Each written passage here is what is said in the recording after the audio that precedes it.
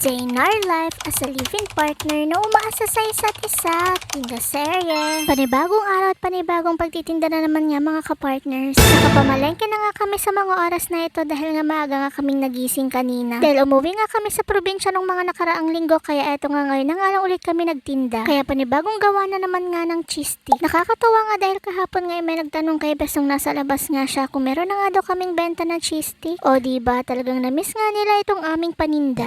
Nag-i-slice na nga ako ng cheese sa mga oras na ito at okay nga yung brand ng cheese na gamit ko ngayon dahil nga naubusan nga ako yung 2 kilos na ginagamit ko. Ganito ko nga ini-slice at ginagawa itong aking cheese stick. Isa nga kasi na mabenta ito sa amin kaya naman hindi dapat mawala ito sa aming munting business. Yes! Fast forward nung natapos ko na gawin itong cheese stick, si Bes naman ngayon nagpunas na itong mesa para sa aming tinda. Bale, mag-alas 10 na nga sa mga oras na ito nung naglabas nga kami ng aming paninda. Ay talaga naman kailangan na nga ulit namin kumayod ngayon dahil nga tapos na naman ngayong maliligayang araw namin sa bakasyon.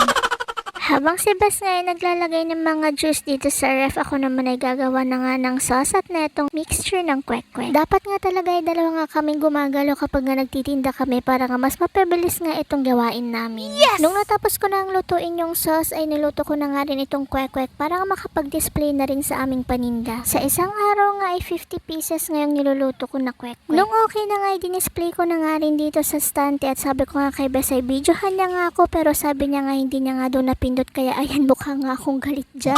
Para nga sa mga nagtatanong ng price list ng aming paninda, eto na nga po at i-post nyo na nga lang itong video na to para makita ninyo. Mga alas 12 na nga nung nagkaroon nga kami ng unang customer at bumili nga siya ng cheese stick, squid ball at kikiam. Kapitbahay nga namin yung may-ari neto at uulamin nga daw nila. Halos isang buwan nga rin akong hindi nakakapag-upload ng aming mini vlog or tinda serye dahil nga hindi nga ako nakakapag-video pa. Bago nga kasi election ay movie na nga kami kaya naman matagal nga kami hindi nakapagtinda dito sa bahay. Talagang sinulit namin yung pag-uwi namin sa probinsya dahil nga alam namin na kapag babalik nga kami dito ay matatagalan na naman kami uuwi. Balik syudad at balik pagtitinda na naman talaga.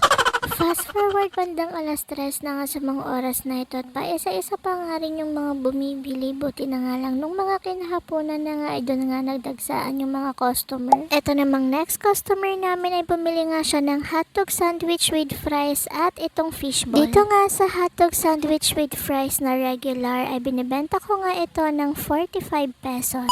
Nilalagyan ko pa nga yan ng gulay at nag-request nga si customer na lagyan ng hot sauce. Pati nga itong fishball ay nilagyan ko nga rin ng cheese powder dahil nga request ni customer at gusto nga daw ng bata niyang kasama. Kahit more than 1 week pa nga lang kaming hindi nagbebenta ay nakakamiss nga yung ganitong mga eksena. Kung hindi nga kasi election nung nakaraan ay hindi nga talaga kami uuwi sa probinsya. May nagtatanong din kung sa loob nga lang daw ba namin ng bahay niluluto itong aming mga paninda. Yes po, eto nga pong nakikita ninyo dito sa video ay ito nga lang po namin niluluto sa loob ng bahay namin itong aming mga paninda. Alam nyo ba na wala nga sariling lutuan itong aming paninda dahil kung saan nga kami nagluluto ng mga pagkain namin ay doon nga rin namin niluluto itong aming mga paninda. Kaya kapag naubusan nga kami ng gasol ay syempre half-half nga yan. Half nga sa aming paninda tapos half nga dito sa aming pansarili.